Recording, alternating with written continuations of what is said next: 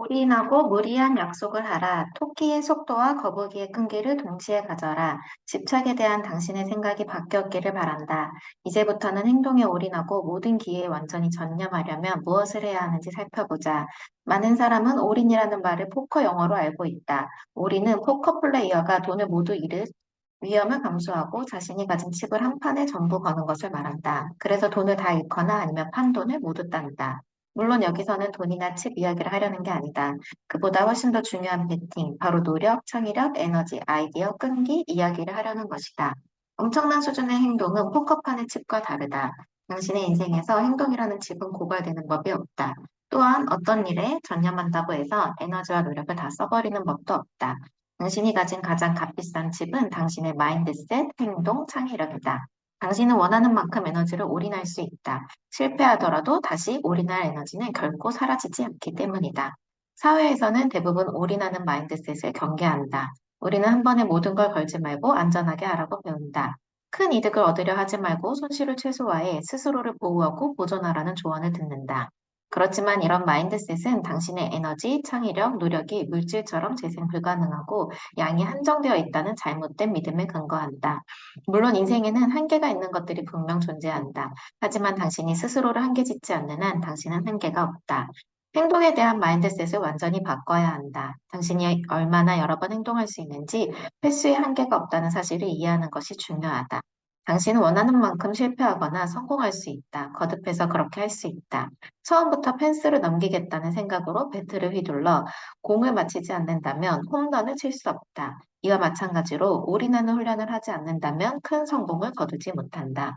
다들 토끼와 거북이 이야기를 들어봤을 것이다. 물론 이 우화의 교훈은 거북이는 서두르지 않고 느리지만 꾸준하게 갔기 때문에 성공했고 토끼는 급하게 뛰어가다 금방 지쳤기 때문에 승리의 기회를 놓쳤다는 것이다.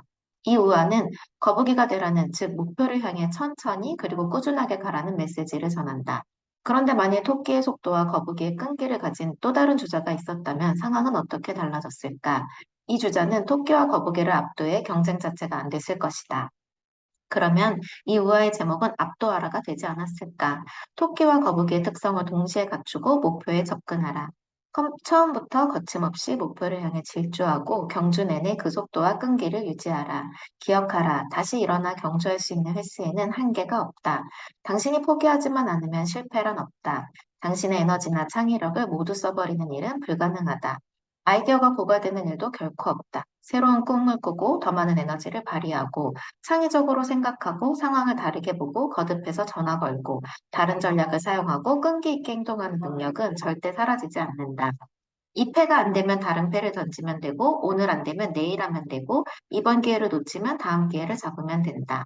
당신의 에너지와 창의력, 끈기를 맡겨놓은 은행이 그것들을 계속 새로 채워주는데 올인하지 못할 이유가 어디 있는가?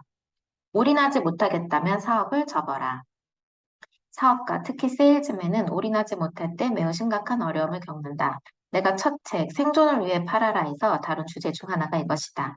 많은 세일즈 전문가가 거래를 성사시키려고 자신이 정말로 한 노력보다 훨씬 크게 자기 공모를 부풀린다. 그리고 실제보다 훨씬 더 많이 그렇게 행동한다고 착각한다. 하지만 현실은 정반대다. 그들 대부분은 고객에게 판매 제한을 5배로 하기는커녕 한 번도 제대로 하지 않는다. 최근 한 세계적인 기업인 미스터리 쇼핑 캠페인을 수행해달라고 의뢰한 적이 있다. 판매 과정 어디에서나 문제가 생기는지 파악하기 위한 프로젝트였다.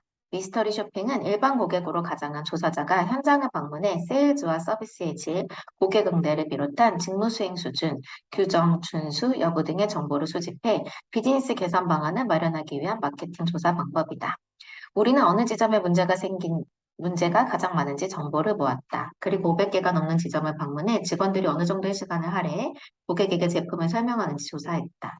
놀랍게도 우리가 방문한 지점의 63%가 고객에게 제품 구매 제한을 아예 하지 않았다.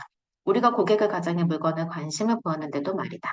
이 회사는 제품 교육 프로그램에 수백만 달러를 쓰고 있지만 진짜 문제는 그것이 아니었다. 프랜차이즈가 가맹점들과 그들의 영업팀은 제품을 몰라서 팔지 못하는 게 아니었다. 실패와 거절이 두려워서 올인은 고사하고 포커판을 들어가려고 시도조차 하지 않았다. 고객이 방문하거나 고객을 방문해 제품을 설명할 기회를 얻었을 때 적극적으로 제품 홍보와 제안을 하지 않는다면 사업을 아예 접는 게 좋다. 사회는 우리에게 고객이나 기회를 만날 때 올인하지 말고 안전하게 접근하라고 가르치는 데 성공했다. 이런 가르침은 비즈니스 세계에서 견고하게 뿌리내리고 있다. 세일즈맨의 성공률을 반영하는 이른바 세일즈 마감 비율 같은 것이 그 사례다. 나는 어떨 것 같은가? 나는 만나는 모든 고객에게 항상 적극적으로 접근한다. 그래서 마감 비율은 가장 낮지만 실적은 가장 좋다. 올인하라. 얼마나 자주 판돈을 날리든 나는 신경 쓰지 않는다. 그저 칩을 재충전하고 다시 판에 뛰어들 뿐이다. 한번 생각해보자. 물건을 팔기 위해 당신이 올인한다고 해서 무슨 최악의 상황이 벌어지겠는가? 물론 고객을 놓칠 수도 있다. 하지만 뭐 어떤가? 당신에게는 여전히 무한한 자원이 있고 다음 고객이 또 올인할 수 있다. 얻을 것만 있고 잃을 것은 전혀 없다는 말이다. 다시 올인할 때 접근법만 달리하면 된다. 무리한 약속을 하고 그 이상을 주라. 이제 무리한 약속이라는 주제를 생각해보자. 오늘날 비즈니스 세계에서는 고객에게 무리한 약속을 하는 사람을 보면 눈살을 찌푸리며 이런 행동의 본질을 이해하지 못한다. 더 적게 약속하고 더 많이 주라는 말을 우리는 얼마나 많이 듣는가. 이처럼 역설적이고 터무니없는 말이 또 있을까. 브로드웨이 공연을 대중에게 광고한다고 해보자. 보통 가창력을 지닌 그저 그런 출연진을 공개한 다음 가만히 있다가 개봉일에 광고한 것 이상의 공연을 보여줘야 하는가? 당연히 아니다. 아마 과장 광고를 하면 위안 부담이 있어서 더 적게 약속하라고 하는 건지도 모른다. 아니, 있는 그대로 광고하는 것조차 어쩌면 부담스러울 수 있다. 약속한 대로 좋은 공연을 보여주지 못하면 관객의 불만을 사게 될까 봐 두려운 것이다. 하지만 무리한 약속을 하고 약속한 것 이상으로 좋은 공연을 펼치면 어떻겠는가? 화려한 출연진을 광고하고 사람들이 공연을 보지 않는다고 못 배기게 만든다면 고객에게 무리한 약속을 하라. 그리고 그 이상의 것을 주라. 나는 무리한 약속을 할수록 고객에게 제공하는 것이 자연스럽게 많아진다는 사실을 알게 되었다. 무리한 약속을 하는 일은 고객과 나 자신의 내 역량의 새로운 수준으로 끌어올리겠다고 약속하는 것이나 마찬가지다. 시장과 고객, 가족에게 에너지를 많이 쏟으면 쏟을수록 내가 하겠다고 말한 일은 반드시 이루어지겠다는 의지가 더욱 커진다. 이 의지는 당연히 평소의 노력이 아닌 10배 노력으로 행동하려는 생각으로 귀결된다. 하지만 사람들은 일을 안전하게 진행하느라 또는 약속한 것을 지키지 못할까 봐 두려워서 10배가 아닌 평소보다 10%더 많은 것을 제공하겠다고 약속하고 그것마저 지키지 못한다. 대다수 사업가가 직면하는 공통 문제는 자신의 아이디어나 제품을 설명하기 위한 면담 횟수 늘리기다. 그런데 정작 고객을 만나면 무리한 약속을 하지 않으려고 한다. 상대방은 자신의 프레젠테이션을 보기 위해 귀중한 시간을 기꺼이 냈는데 말이다. 거창하게 주장하고 무리하게 약속하고 극단적으로 장담하면 당신은 즉시 당신의 세일즈맨과 차별화된다. 그리고 당신은 강제적으로 성과를 10배 높게 내놓아야 하는 상황에 놓이게 된다.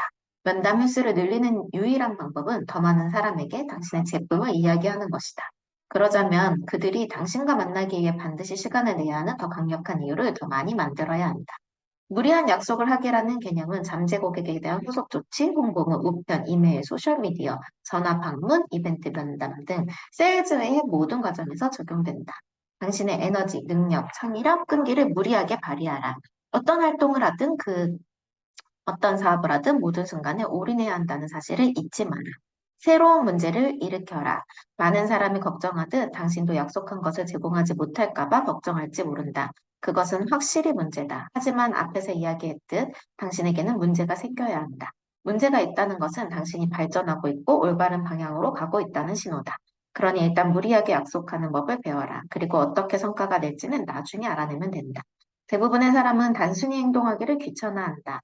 행동은 하지 않으면서 자신에게 일어나지도 않은 일을 고민하느라 시간을 낭비한다. 새로운 문제를 맞서지 않고 낡은 문제를 계속 붙잡고 씨름하는 사람은 앞으로 나아가지 못한다. 간단히 말해 당신에게 새로운 문제가 생기지 않으면 당신은 행동력을 충분히 발휘하지 않는 것이다.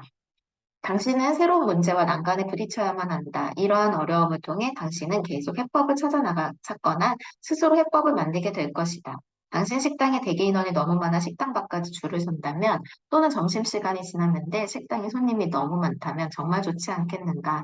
성공한 사람과 그렇지 못한 사람의 가장 큰 차이점의 하나는 성공한 사람은 문제를 찾아 해결하고 성공하지 못한 사람은 문제를 피하려고만 한다는 것이다.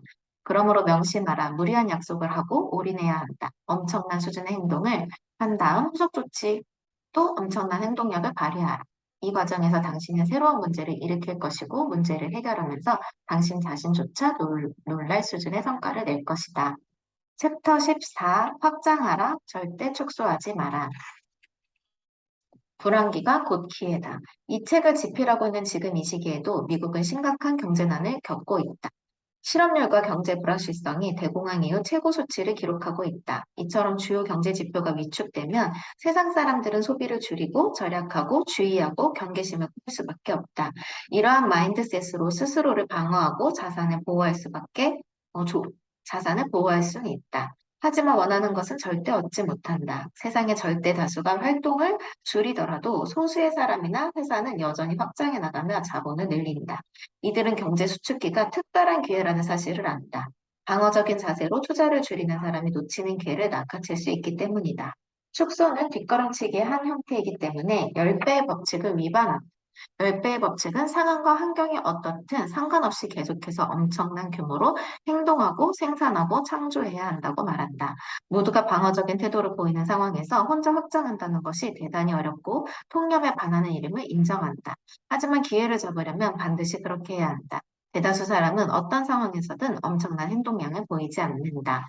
물론 방어하고 뒷걸음질 치고 보호해야 할 시간도 있지만 하지만 그럴지라도 잠시만 방어 자세를 취해야 한다. 아주 짧은 시간에 스스로를 재정비하고 다시 공격 태세를 갖추어야 한다.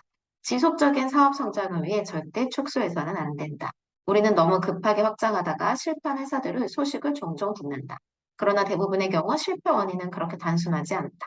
그런 회사는 대다수는 공격적으로 경영했기 때문에 실패한 것이 아니다. 확장에 제대로 대비하지 못했고, 그래서 자기네 영역을 지배하지 못했기 때문에 실패한 것이다. 축소를 부추기는 사회, 지속적이고 확고하게 확장하라는 개념은 통념에 반하고 심지어 사람들이 싫어하기까지 한다. 하지만 확장이야말로 다른 어떤 활동보다 당신을 다른 사람들과 차별화시켜준다. 남들이 축소할 때 확장하는 일을 지나치게 단순화해 잘못된 개념으로 치부해서는 안 된다. 물론 이 규율은 현실에서 적용하기는 매우 어렵다. 그렇지만 일단 확장은 당신의 근본 대응 방식으로 삼는 습관을 들이면 어떤 활동이든 지속적이고 거침없이 달려드는 그 능력 덕분에 앞으로 나아가는 길이 활짝 열린다. 많은 사람이 이에 동의하지 못하는데 대부분 저항에 부딪힐 때만 공격적으로 확장하고 그 다음에는 뒷걸음질 치기 때문이다. 마치 학교에서 자신을 괴롭히는 친구에게 한번 되돌아봤다가 주랭랑 치는 것이나 다름없다. 이런 행동의 결과는 늘 좋지 않다. 당신이 이런 식으로 행동한다면 시장과 고객, 경쟁자는 당신을 끈기 있게 달려들지 않는 사람으로 생각한다. 그러면 그들이 당신을 협박하고 비난할 것이고 당신은 뒷걸음질치고 말 것이다. 결국 당신은 이런 방식이 아무 효과가 없음을 알게 될 것이다. 이유가 뭘까? 시장과 고객, 경쟁자가 당신의 노력에 끝내 무릎을 꿇을 때까지 공격적으로 확장을 해야 하는데 그렇지 않기 때문에 장기간에 걸친 반복 공격만 언제나 성공한다. 경제 상황이나 주변 환경과 상관없이 당신은 확장 전략을 실행해야 한다. 내가 이렇게 말하는 이유는 우리가 언제나 축소를 부추기는 사회에서 살고 있기 때문이다. 가끔은 확장을 권할 때가 있지만 그런 말이 나오면 이미 타이밍이 늦었다. 최근 주택시장 통계로 피해자가 속출할 것이 이런 경우다. 수축 뉴스를 들으면 당신은 그것을 확장 신호로 받아들여야 한다. 무턱대고 대중을 따라가서는 절대 안 된다. 대중은 거의 언제나 틀린다. 대중을 따라가지 말고 그들을 이끌어라. 그렇게 하는 것이 방법은 확장하고 밀어붙이고 행동하는 것이다. 남들이 무슨 말을 하든 어떤 행동을 하든 상관하지 말고 당신은 확장하라. 최근 불황기를 맞아 같은 업계 사업주들의 직원을 줄이고 홍보비를 삭감하는 것을 나는 목격했다. 이 현상이 내게는 회사를 확장하라는 신호였다. 나는 감원이나 홍보비 삭감을 하지 않았다. 오히려 직원을 더 뽑고 홍보비를 증액했다. 물론 내 회사 역시 다른 회사처럼 수익이 줄었다. 하지만 나는 내 월급을 줄이는 방법으로 대안을 마련했다. 그리고 이 자금은 회사 홍보에 사용했다. 그럼으로써 시장을 확장해 나가 뒷걸음질 치는 다른 회사의 점유율까지 뺏어올 수 있었다. 실제로 나는 지난 18년의 사업 기간보다 불황기인 최근 18개월 동안에 광고와 홍보 등 마케팅에 더 많은 자금을 썼다. 이런 방식이 얼마나 통념에 반하는 일인지 나도 안다. 나 역시 대중과 반대로 가는 길에 겁이 났고 내 행동에 의구심을 품은 적이 많았다.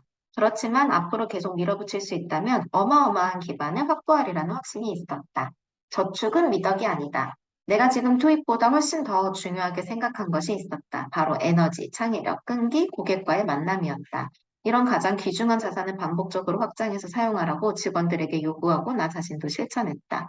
그렇게 함으로써 우리는 전화, 이메일, 뉴스레터, 소셜미디어, 개별 방문, 강연, 화상회의, 웨비나, 스카이프, 컨퍼런스 등 모든 영역에서 즉시 생산력을 끌어올렸다. 그리고 1년 6개월 만에 나는 저서 3권을 출간했고 4가지 새로운 세일즈 프로그램을 도입했으며 세일즈 트레이닝 자료를 700개 이상 제작해 인터넷 사이트에 올렸고 라디오 인터뷰를 600회 이상 했으며 기사나 블로그 게시물을 150개 이상 작성했고 수천 통의 전화를 했다. 모두가 뒷걸음치는 동안 우리는 가능한 모든 전선에서 전진하며 확장했다. 이 세상에 너무나 많은 사람이 저축을 유일한 미덕으로 믿고 실제로 저축한다. 흥미롭게도 저축을 시작한 사람은 즉시 다른 모든 것도 자연스럽게 아끼기 시작한다. 돈을 아끼는 것과 자신의 자원을 아끼는 것은 완전히 다른 차원의 일이다. 그런데 사람들은 마치 돈을 절약하는 일과 자신의 에너지, 창의력, 노력을 아끼는 일을 구별하지 못하는 것처럼 행동한다. 온 세상 사람이 돈과 노력을 모두 아끼는 동안 소수의 사람은 둘 다 아낌없이 사용하며 확장했다. 누가 정상에 올랐을까? 사람들은 내게 모든 것이 불확실한 상황에서 어떻게 그리고 확장을 결심했느냐고 묻는다. 그러면 나는 이렇게 대답한다. 쪼그라들며 죽느니 확장하면서 죽는 쪽을 택하겠습니다. 뒷걸음질 치느니 실패하더라도 전진하겠습니다. 이제 한번 생각해보자. 7장에서 소개한 행동의 4가지 수준에서 당신은 어느 수준을 선택하겠는가? 당신의 선택이 경제 상황에 따라 좌우된다면 당신은 자신의 경제를 결코 스스로 통제할 수 없다. 시장의 지배자가 될 때까지 확장하라. 그렇다면 해법은 무엇일까? 소파에서 일어나 집 밖으로 나가 시장으로 가라. 고객을 만나고 기회를 찾고 시장에서 당신이 진보하고 있음을 보여주라. 필요하다면 아주 잠시 후퇴할 수 있는 일을 있다. 하지만 이때 목적은 당신의 역량을 강화해 훨씬 더 큰 규모의 행동으로 확장하려고 대비하는 것이어야 한다. 당신의 에너지, 노력, 창의력, 능력은 인간이 창출하고 기계가 찍어내는 돈보다 훨씬 더 가치 있다. 비즈니스 세계에서는 자금 투입이 조직을 확장하는 가장 일반적인 방법이지만 결코 유일한 방법은 아니다. 꾸준히 끈기 있게 10배 더 많이 행동하는 것보다 가치 있는 방법은 결단코 없다. 10배의 법칙을 기억하라. 자신의 영역을 지배하고 엄청난 행동으로 사람들의 관심을 사로잡겠다는 목표를 가지고 확장하라. 그래야 새로운 문제를 일으키겠다는 생각으로 고객과 더 많은 것을 만나고 영향력을 강화하고 인간관계를 넓히고 사람들 눈에 더 많이 노출되면서 확장할 수 있을 것이다. 당신의 경쟁자를 비롯해 모두가 당신의 10배의 성과를 내는 시장의 지배자임을 알게 될 때까지 확장하라. 당신의 이름이 업계의 대명사가 될 때까지 계속 확장하라. 챕터 15 남김없이 불태워라. 기존의 성공에 안주하지 마라. 10배의 법칙에 따라 행동하면서 사람들은 관심을 얻기 시작한다면 모닥불이든 산불이든 불이 활활 타오를 때까지 또는 남김없이 불태울 때까지 땔감을 계속 넣어야 한다. 쉬지 마라, 멈추지 마라, 계속 땔감을 넣어라. 내가 많은 성공을 거둔 후 승리에 안주하는 삶을 살다가 어렵게 깨달은 교훈이 바로 이것이다. 많은 사람이 기존의 성공에 안주하는 실수를 흔히 저지른다. 당신은 그러지 마라. 불이 너무 뜨겁고 거세게 타올라서 경쟁자나 시장에 불을 끌 수 없도록 계속 나무를 쌓아두고 땔감을 넣어라. 불이 계속 연료를 공급해야 한다는 더 많은 땔감과 기름을 넣어야 한다는 말은 행동을 더 많이 하라는 뜻이다. 이런 식으로 거듭 행동의 엄청난 행동력을 제2의 천성으로 만들어라. 그래야 승리를 맛볼 수 있기 때문이다. 승리하고 있는 상황에서 엄청난 행동량을 발휘하기는 무척 쉽고 자연스러운 일이다. 그리고 승리는 오직 엄청난 행동량을 통해서만 가능하다. 당신의 행동에 불을 지피기 시작하면 당신 앞에 놓인 기회를 즉각 인식하게 되고 나아가 이 기회에 집착하게 된다. 그러면 새로운 수준의 성과를 맛보기 시작한다. 당신이 일단 행동을 시작하면 플라이어 효과, 경제학자 진 콜린스가 제시한 비즈니스 방법론. 처음 바퀴를 돌릴 때는 매우 힘들지만 계속 돌리다 보면 조금씩 빨라지고 마침내 가속도가 붙어 바퀴가 스스로 잘 돌아가듯이 기업이 꾸준히 추진력을 쌓으면 선순환 고리가 형성되는 형상을 가리킨다. 당신의 행동은 다음 행동들을 계속 끌어내기 시작한다. 뉴턴의 관성의 법칙을 생각해보자. 움직이는 물체는 그 상태가 지속되어 계속 움직인다. 관성의 법칙에 따라 계속 행동하라. 당신은 잠을 덜 자고 음식을 덜 먹으면서 일할 수 있을 것이다. 말 그대로 승리를 분비하는 아드레날린을 먹고 살기 때문이다. 바로 이때가 사람들이 당신들에게 천사를 보내는 순간이다. 그리고 조언도 한다. 당신에게 그만하면 충분해요라거나 휴가 가서 좀 쉬어요라고 조언하는 사람들 특히 조심하라. 아직은 쉬거나 샴페인을 터뜨릴 때가 아니다. 더 많이 행동해야 할 때다. 인텔의 창립 멤버이자 전설적 CEO였던 앤디 그로브는 이런 말을 남겼다. 편집광만이 살아남는다. 커리어 내내 편집광 상태에 있으라고 권하지 않겠다. 하지만 행동하는 일에는 계속 집착해야 한다. 그렇게 해서 성공을 거둔 후에도 멈추지 말고 더 많은 행동을 해서 목표를 초과 달성해야 한다. 그러면 샴페인을 터뜨리고 휴가 갈 시간이 올 것이다. 지금은 불이 너무 뜨겁게 타올라서 아무도 그 무엇도 당신이 파워 올린 성공의 불을 끌 수 없도록 계속 땔감을 공급해야 한다. 이 정도면 충분해는 없다. 성공에 수반되는 문제 하나는 성공이 당신의 관심을 먹고 자란다는 것이다. 성공은 자신에게 가장 많은 관심을 쏟으며 전념하는 사람만 축복한다. 잔디나 정원이 비슷하다. 잔디가 아무리 푸르르고 꽃들이 아무리 아름답게 피어 있어도 그 상태를 유지하려면 계속 가꾸고 돌봐야 한다. 깎고 다듬고 가지치기 하고 물 주고 심는 일은 계속해야 한다. 그렇지 않으면 잔디는 시들고 꽃은 죽을 것이다. 성공 역시 마찬가지다. 성공을 이루고 계속 유지하려는 사람들에게 뒷걸음질치기란 있을 수 없다. 성공하면 좀 쉬어도 되고 처음에는 기울였던 고단한 노력을 그만해도 된다고 믿는 건 순진한 생각이다. 행동의 네 가지 수준을 언제나 마음에 새겨라. 아무것도 하지 않기, 뒷걸음질치기, 보통 수준으로 행동하기, 엄청난 수준으로 행동하기 중에서 어떤 수준의 행동을 택할지 잘 생각하라. 10배 법칙은 엄청난 규모의 성공을 이루고 그 성공을 꾸준하게 유지한다는 뜻이다. 성공을 동경하기만 하는 사람과 성공 근처까지만 가는 사람은 땔감 공급을 중단하고 뒷걸음질 치는 사람들이다. 이런 사람들보다 앞서가게 해주고 다람쥐 쳇바퀴 돌기에서 벗어나게 해주는 것이 바로 엄청난 행동량이다. 경쟁과 불확실성에 대한 걱정을 떨쳐내는 최상의 방법은 당신의 불을 더 뜨겁고 거세게 타오르게 해 경쟁자를 비롯한 세상 모든 사람의 온기를 느끼러 당신의 불 옆으로 다가오게 만드는 것이다. 누가 경쟁을 하는지 명심하라. 엄청난 수준으로 행동할 의지가 없는 사람, 남의 노력을 따라 하기만 하는 사람이 경쟁한다. 당신이 집중해야 할 것은 경쟁이 아니라 당신의 불이다. 당신의 불에는 땔감을 아무리 넣어도 부족하다. 해야 할 행동, 쌓아야 할 성공은 끝이 없다. 당신이 사람들 입에 오르내리고 기사화되고 방송에 보도되고 권위를 얻고 영향력을 발휘하는 일에서 노력을 중단해도 될 만큼 충분한 수준이란 있을 수 없다. 이 정도면 충분해라는 주장은 현상 유지에 만족하는 보통밖에 안 되는 사람들이 자신의 결정을 정당화하려고 하는 말이다. 당신에게 새로운 활동을 끌어낼 무한한 능력이 있다. 그런데 이만큼 행동했으면 충분하다라는 말을 할 수 있겠는가?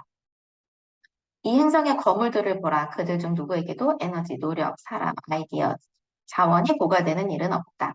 그들이 풍요로움을 누리는 것은 자신이 직접 그 풍요로움을 만들었기 때문이다. 그러니 그들을 비난하지 말고 존경하고 본받아라. 그럴 때 당신은 새로운 행동에 전념할수록 더 창의적이 된다는 사실을 알게 된다. 상상력의 한계가 사라지고 무한한 가능성이 쏟아져 나오는 듯한 경험을 하게 된다. 정말로 대단한 것은 창의력 자체가 아니다. 창의력을 불러일으키는 엄청난 행동량이다. 진짜 문제는 지나친 노출이 아니라 이름 없음이다. 최근에 LA에서 매우 유명한 홍보회사 직원들을 만났다. 그들은 내가 지나치게 노출되는 위험에 처했다고 말했다. 지나치게 노출되는 이 개념은 나는 너무 이상했다. 지나친 노출이라는 개념은 어떤 사람을 너무 많이 보거나 그 사람에 관한 이야기를 너무 많이 듣는다는 말이다. 기본적으로 사람은 새로운 아이디어와 제품을 지속적으로 내놓지 못한다는 선입견에 근거한다. 그래서 지나치게 노출된 사람이나 제품은 어떤 식으로든 가치를 잃는다는 믿음이 이면에 깔려 있다. 하지만 코카콜라를 한번 생각해보자. 이 행성에서 코카콜라를 모르는 사람이 있을까? 세계 어디를 가든 상점, 식당, 비행기, 호텔에서 코카콜라를 볼 수 있다. 코카콜라가 지나치게 노출되었나? 코카콜라 회사는 자사 제품을 숨겨야 했나? 많은 사람이 코카콜라에 대해 듣고 그것을 마시면 코카콜라의 가치가 떨어질까 봐 참 터무니없는 마인드셋인 것 같다. 이를 입증하는 제품과 회사의 사례는 차고 넘친다. 마이크로소프트, 스타벅스, 맥도날드, 웰스파고, 구글, 폭스TV, 말보로, 윌그린, 엑손, 애플, 토요타 등 심지어 일부 운동선수와 유명인사는 아무리 지나치게 노출됐어도 가치가 떨어지지 않았다.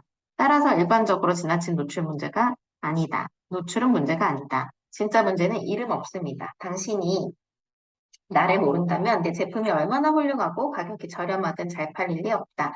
만약 이런 상황이 벌어지면 나는 이 이름 없음보다 지나친 노출 쪽을 택하겠다. 안타까운 사실은 대부분의 사람이 모닥불 피우기 근처조차 가지 않는다는 것이다. 사람들은 잘못된 교육을 받거나 작은 것에 만족하도록 사회적으로 프로그래밍 되었다. 또한 자신의 행동이 어떤 식으로든 통제불능 상태가 빠질까봐 두려워한다. 장담하는데 그런 일은 없다. 그러니 당신이 안 좋아하는 집뿐 아니라 당신이 가는 길에 있는 모든 것을 태워버릴 만큼 크고 거센 불을 질러라. 끝까지 밀어붙여라. 사람들이 당신의 행동력에 감탄할 정도로 활활 뜨겁게 타오를 때까지 계속 밀어붙여라. 시장이나 경쟁자의 저항에 부닥칠까봐 걱정하지 마라. 그들은 당신이 무시할 수 없는 존재임을 깨달으면 당장 당신의 길에서 비켜날 것이다. 16장 두려움은 좋은 신호다. 두려움은 전진 신호다. 당신이 새로운 수준에서 새로운 행동을 시작하면 곧 두려움을 느끼게 될 것이다. 만약 두려움을 느끼지 않는다면 사실상 적절한 행동을 충분히 하지 않는다는 뜻이다. 두려움은 피해야 할 나쁜 것이 아니다. 오히려 반대로 당신은 두려움을 추구하고 느껴야 한다. 실제로 두려움은 올바른 방향으로 가기 위해 필요한 행동을 하고 있다는 것이다. 걱정이 없다는 것은 당신의 편한 것만 한다는 신호다. 편한 것만 하면 지금 가진 것보다 조금 더 얻을 뿐이다. 이상하게 들릴지 모르지만 당신은 두려움을 추구해야 한다. 두려움은 다시 느낄 때까지 자신의 다음 단계로 밀어붙여야 한다. 사실 내가 두려워하는 단 한 가지는 두려움이 사라지는 것 자체다. 그런데 두려움이란 무엇일까? 존재하는 것일까? 진짜일까? 두려움을 경험할 때 두려움이라는 감정은 진짜 존재하는 가치처럼 느껴진다. 하지만 솔직하게 말하면 당신이 두려워하는 일은 웬만해서는 일어나지조차 않는다. 당신은 진짜처럼 보이는 거짓 현상이라고들 한다. 이 말은 당신이 두려워하는 일 대부분이 절대로 발생하지 않는다는 점을 잘 보여준다. 대개의 경우 두려움은 이성적 사고가 아니라 감정이 촉발한다. 그리고 내 판단에 따르면 감정은 지나치게 부풀려 표현된다. 또 사람들은 자신이 왜 행동하는지 핑계를 대려고 감정을 희생양으로 삼는다. 감정에 대한 내 의견에 동의하든 하지 않든 당신 두려움에 대한 견해를 바꾸어야 할 것이다. 그래서 두려움을 그만두거나 뒷걸음질치는 핑계로 삼지 말고 앞으로 나아가는 동력으로 활용해야 한다. 그동안 두려움이라는 감정을 최대한 피하려고 했다면 이제는 이 감정을 지금 해야 하는 일을 알려주는 신호로 받아들였다. 어렸을 때 당신은 비이성적인 것, 이를테면 침대 밑에 부기맨, 같은 것 때문에 두려움을 느꼈을 것이다. 하지만 두려움은 부기맨이 정말로 어딘가에 숨어 있는지 확인하려고 옷장이나 방의 어두운 구석을 살펴보게 만드는 신호다. 부기민이 있을까봐 두려워하던 아이들이 결국 알게 되듯이 부기민은 자신의 머릿속 말고 어디에든지 존재한다. 어른들 역시 자신만의 부기맨이 있다. 거절당하거나 실패하는 일, 이름을 알리지 못하는 일, 성공에 대한 압박 등이 그들 머릿속의 부기맨이다. 이런 부기맨은 행동을 취하라는 신호가 되어야 한다.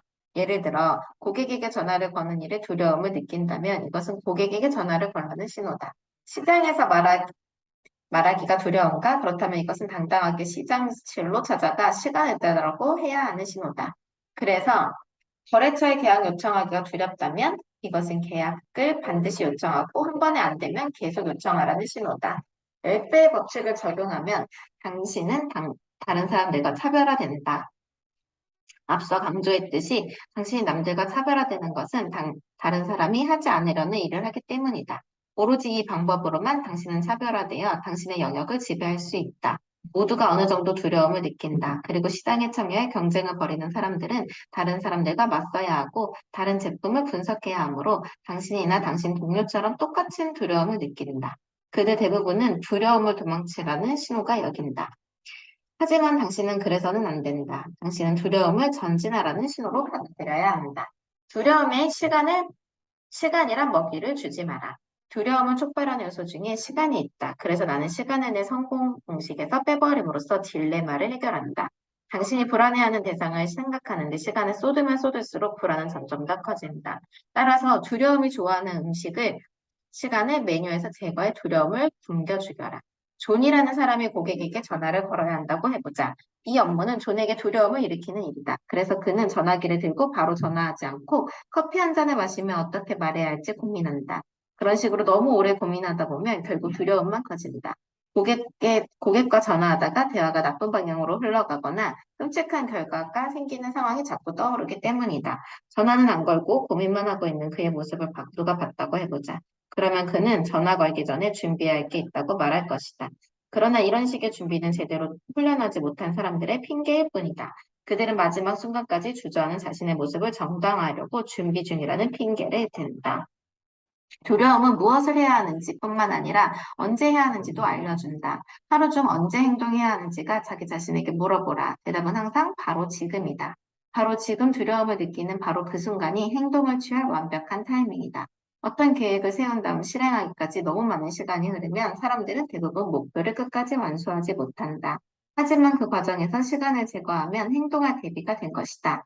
고민할 시간을 아예 빼버리려면 행동하는 것 말고는 다른 선택지가 없다. 준비는 필요 없다. 준비가 필요하다면 이미 늦은 것이다. 성공과 실패를 가르는 유일한 것이 행동이다. 하고 싶은 일을 하지 못한 경험이 누구에게나 있을 것이다. 아마 당신이 어떤 일을 할 준비가 되었을 때 다른 누군가가 먼저 그 일을 했을지 모른다. 그러면 당신에게 남는 건 후회뿐이다. 실패는 다양한 형태로 생긴다. 행동하든 하지 않든 실패는 생길 수 있다. 그런데 지나치게 준비만 하고 있다가는 누군가가 다가와 당신의 꿈을 빼앗아 갈 것이다. 그렇게 실패하니 결과가 어떻든 뭔가 하면서 실패하는 편이 더 낫지 않은가. 지나치게 준비하다가 기회를 잃고 마는 일은 비즈니스 세계에서 날마다 일어난다. 사람들은 두려움에서 지나치게 많은 시간을 먹이로 준다. 그들은 고객을 찾아가 만나려고 전화를 걸려고 이메일을 쓰려고 프레젠테이션을 하려고 기다리고 있다. 결과에 대한 두려움 때문이다. 사람들은 판에 박힌 핑계를 대며 행동하기 좋은 타이밍이 아니라고 말한다. 고객이 휴가 중이다. 고객이 막 휴가에서 돌아왔다. 월말이다. 월초다. 고객이 하루 종일 회의 중이다. 고객이 곧 회의에 들어간다. 이처럼 세상에는 무수한 핑계가 있지만 그렇다고 해서 한 가지 간단 명료한 진실이 달라지지는 않는다. 두려움은 당신을 두려워하는 일을 신속하게 하라고 하는 신호다라는 진실 말이다. 두려운 일을 해내는 사람이 성공한다. 엄청난 수준의 행동을 신속하게 반복해서 하면 틀림없이 사람들은 당신의 두려움을 없는 사람으로 여길 것이다. 가장 두려워하는 일을 행동으로 옮기는 사람이야말로 자신의 목적을 가장 성공적인 방법으로 달성하는 사람이다.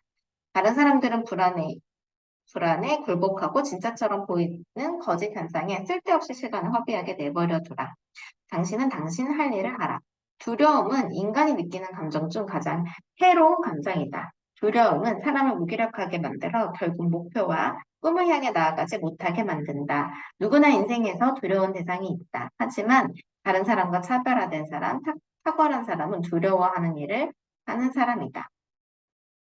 두려움 때문에 뒷걸음질 치면 에너지와 동기, 자신감을 잃게 되고 피하고 싶은 두려움만 더 커진다. 불 먹기 공연을 본 적이 있는가? 이 공연의 비법은 불을 붙는데 필요한 산소를 한 번에 완전히 차단해 제거해 버리는 것이다.